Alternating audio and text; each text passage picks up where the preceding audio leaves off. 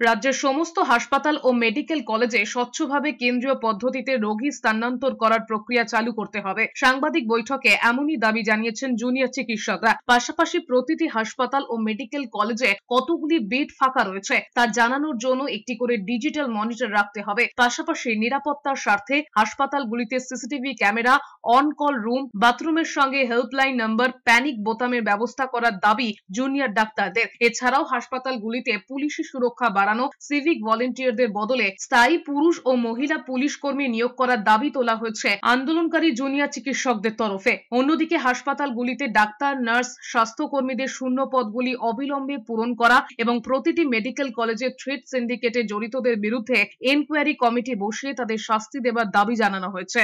সেইখানে দেখতে পাবেন যে স্বচ্ছতার প্রশ্নে কেন একটা পেশেন্টকে রেফারাল সিস্টেমের ভুল রেফারাল সিস্টেমের জন্য ঘুরতে হবে, কেন তার বেড স্ট্যাটাস কোন জায়গা থেকে গেলে, বাড়ি থেকে যখন একটা রুগী বেরোচ্ছে কোন জায়গায় গেলে তার পরিষেবা সুনিশ্চিত হবে, তাহলে সেই জায়গাগুলো তারা জানবে না কেন? তাহলে এই জায়গাগুলোও তো আমরা চেয়েছি। তাহলে এই জায়গাগুলো যদি ইনশিওর হয় তাহলেও আমাদের সিকিউরিটি ইনশিওর হয়। কারণ আমাদের বেড দেওয়ার দায় তো জুনিয়র ডাক্তারদের নয়, তাহলে বেড দেওয়ার দায় রাজ্য প্রশাসনের। তাহলে রাজ্য প্রশাসনের যদি বেডের ব্যবস্থা, রেফারাল সিস্টেমের ব্যবস্থা, ডাক্তারের যে চিকিৎসকের অপ্রতুলতা আছে এই ব্যবস্থা যদি সুনিশ্চিত করতে পারে তাহলেই তো এই সমস্যার সমাধান হতে পারে।